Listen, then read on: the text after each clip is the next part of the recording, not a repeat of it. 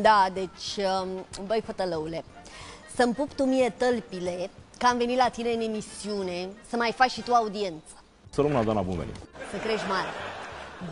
Bă, pupător de fund al Voiculescu, te vaccinezi, bă, sau fugi din țară ca potârnichea? Ok, nu mă vaccinez, mă la Paris. Ce Paris, bă?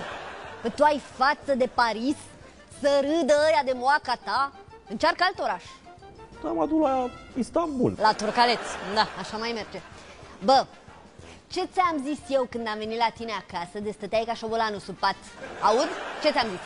Dacă vrei să ieși de supat, uite vaccin. Dacă nu e vaccin, nu stai supat.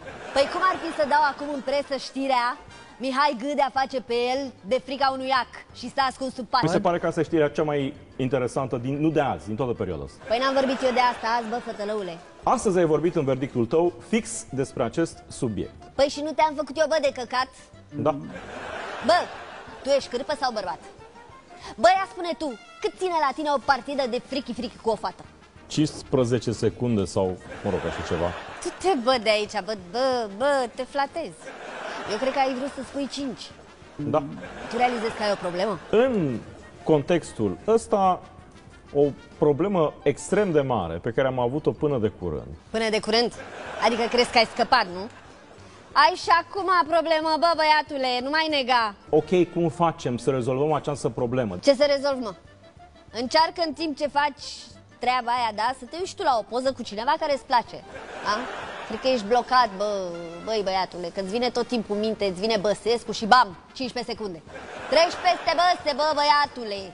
Dar în clipa asta, mie mi se pare de departe cea mai tare chestiune, aproape că nu pot să trec peste asta. Treci peste, alo, pune o poză cu Felix, cu Dragnea, cu cineva care te înfierbântă, ce știu eu. Încerci așa? Da.